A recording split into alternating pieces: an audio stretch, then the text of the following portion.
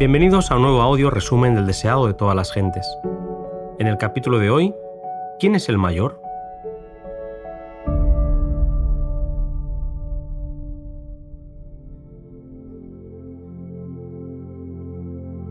Al volver a Capernaum, Jesús buscó un lugar apartado en el que estar a solas con sus discípulos.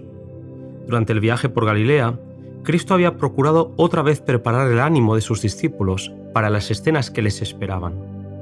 Les había dicho que debía subir a Jerusalén para morir y resucitar, pero los discípulos no entendían ni captaban la gravedad del asunto. En ellos todavía subsistía el espíritu de rivalidad. Manteniéndose alejados de Jesús para que no escuchara su discusión, peleaban por los lugares que ocuparían en el futuro gobierno del Mesías. Jesús leía sus pensamientos y esperó un momento de tranquilidad en el que estuviesen dispuestos a recibir sus palabras.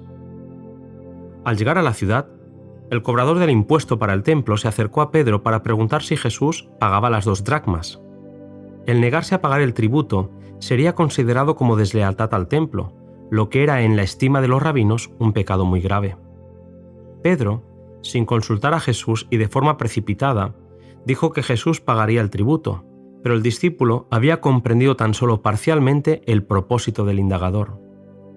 Ciertas clases de personas estaban exentas de pagar el tributo, y al requerir el tributo de Jesús, los rabinos negaban su derecho como profeta o maestro y trataban con él como con una persona común.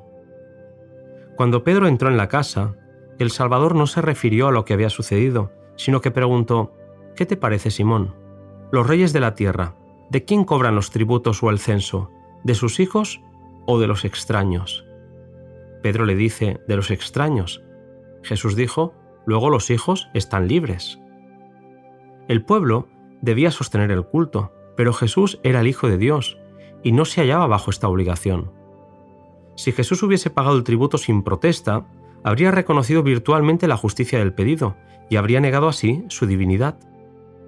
Pagaría el tributo, pero lo haría de forma que evidenciara su carácter divino. Le pidió a Pedro que fuera al mar y que echara el anzuelo de pesca. El primer pez tendría en su boca una moneda que pagaría tanto su tributo como el del discípulo. Aunque había revestido su divinidad con la humanidad, en este milagro reveló su gloria. Aunque Jesús demostró claramente que no se hallaba bajo la obligación de pagar tributo, no entró en controversia alguna con los judíos acerca del asunto. A la vez, quiso enseñar a los discípulos algo importante: a no colocarse innecesariamente en antagonismo con el orden establecido. Hasta donde fuese posible, debían evitar el dar ocasión para que su fe fuese mal interpretada. Aunque los cristianos no han de sacrificar un solo principio de la verdad, deben evitar la controversia siempre que sea posible. Mientras Pedro estaba en el mar, Jesús aprovechó para preguntar a los otros discípulos: «¿Qué disputabais entre vosotros en el camino?». La vergüenza y un sentimiento de condenación les indujeron a guardar silencio. Jesús les había dicho que iba a morir por ellos, y la ambición egoísta de ellos ofrecía un doloroso contraste con el amor altruista que él manifestaba. Al volver Pedro del mar, los discípulos le hablaron de la pregunta del Salvador, y al fin uno se atrevió a preguntar a Jesús: «¿Quién es el mayor en el reino de los cielos?». Los discípulos no percibían la naturaleza del reino de Cristo. La lucha por el puesto más elevado era la manifestación del mismo espíritu que diera origen a la gran controversia en los mundos superiores e hiciera bajar a Cristo del cielo para morir. El reino de Satanás es un reino de fuerza. Cada uno mira al otro como un obstáculo para su propio progreso, o como un escalón para poder trepar a un puesto más elevado. Pero Jesús nos enseñó que si alguno quiere ser el primero, será el postrero de todos y el servidor de todos. Mientras que Lucifer quiso exaltarse por encima de Dios, Cristo, siendo Dios, se anonadó a sí mismo, tomando forma de siervo, hecho semejante a los hombres y hallado en la condición como hombre, se humilló a sí mismo, hecho obediente hasta la muerte y muerte de cruz. Mientras que a Jesús le esperaba la cruz, sus discípulos peleaban por ser el mayor. Con ternura, el Maestro quiso mostrar las consecuencias de guiarse por los celos, el orgullo y el amor a la distinción. Les indicó que antes de la honra viene la humildad, que el discípulo que más se asemeja a un niño es el más eficaz en la labor para Dios, que el que es consciente de su necesidad y pide al Espíritu Santo recibirá ayuda, Pero cuando los hombres se ensalzan a sí mismos y se consideran necesarios para el éxito del plan de Dios, el Señor los hace poner a un lado. No era suficiente que los discípulos de Jesús fuesen instruidos en cuanto a la naturaleza de su reino.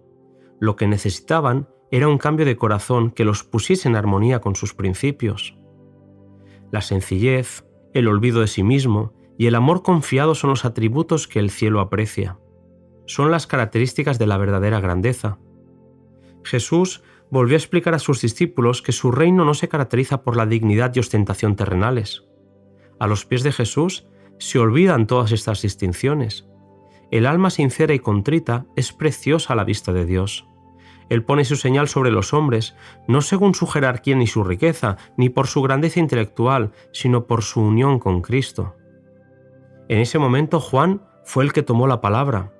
«Maestro», dijo, «hemos visto a uno que en tu nombre echaba fuera a los demonios, el cual no nos sigue, y se lo hemos prohibido porque no es de los nuestros». Después de escuchar todo lo que su amado maestro les había dicho, empezaron a ver que al reprimir a este hombre habían buscado más su propia honra que la del Señor. Jesús les dijo, «No se lo prohibáis, porque ninguno hay que haga milagro en mi nombre que luego pueda hablar mal de mí».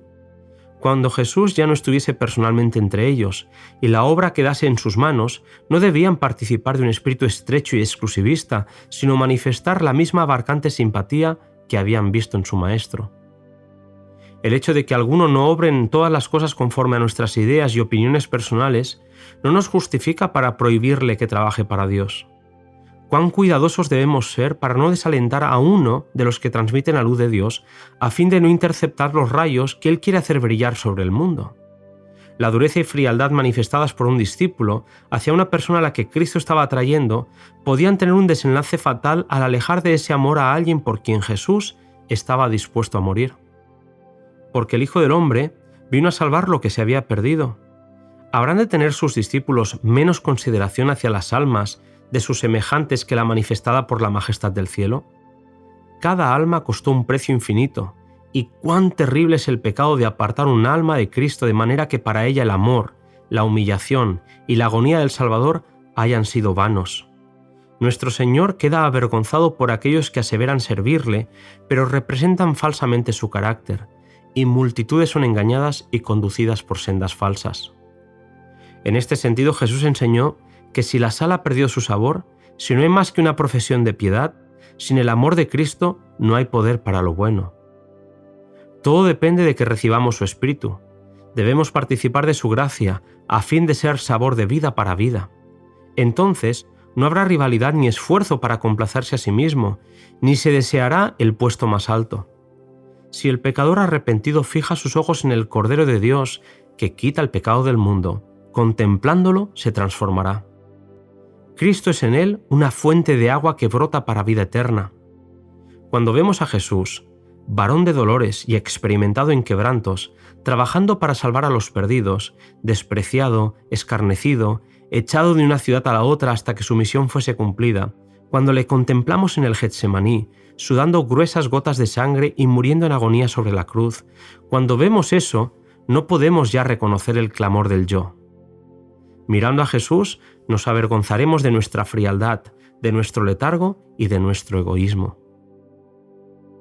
Todo lo que nos da ventaja sobre otro, sea la educación o el refinamiento, la nobleza de carácter, la preparación cristiana o la experiencia religiosa, nos impone una deuda para con los menos favorecidos, y debemos servirlos en cuanto esté en nuestro poder. Si alguno de estos pequeñuelos fuese vencido y obrase mal contra nosotros, es nuestro deber procurar su restauración. No esperemos que haga el primer esfuerzo de reconciliación. No avergoncemos exponiendo al que se equivoca frente a otros, ni deshonremos a Cristo haciendo público el pecado o error de quien lleva su nombre. Con frecuencia, hay que decir claramente la verdad al que yerra. Debe inducírsele a ver su error para que se reforme, pero no hemos de juzgarle ni condenarle. Sean todos nuestros esfuerzos para recobrarlo. Para tratar las heridas del alma se necesita el tacto más delicado, la más fina sensibilidad. Lo único que puede valernos en esto es el amor que fluye del que sufrió en el Calvario. Únanse los miembros de la Iglesia como representantes de Cristo en oración y súplica para que el ofensor sea restaurado. El Espíritu Santo hablará por medio de sus siervos, suplicando al descarriado que vuelva a Dios. No lo han de despreciar ni descuidar los que antes eran sus hermanos, sino que lo han de tratar con ternura y compasión, como una de las ovejas perdidas a las que Cristo está procurando todavía traer a su redil. Somos tan responsables de los males que podríamos haber detenido como si los hubiésemos cometido nosotros mismos. El conocimiento de las faltas de los cristianos será tan solo una piedra de tropiezo para el mundo incrédulo, y espaciándonos en estas cosas, no podemos sino recibir daño nosotros mismos, porque contemplando es como somos transformados.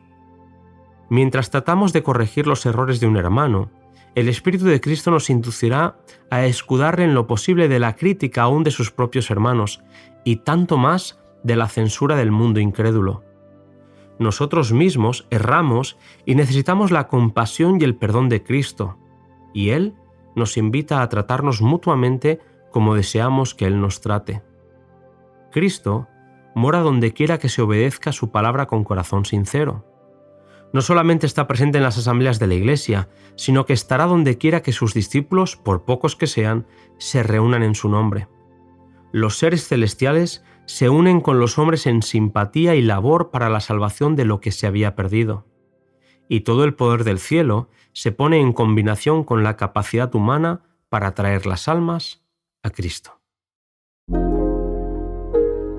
Es un placer, querido amigo, poder recorrer la vida de Jesús de la mano de Elena White en El deseado de todas las gentes. Nos volvemos a encontrar en el siguiente audio bajo el título de La fiesta de las cabañas.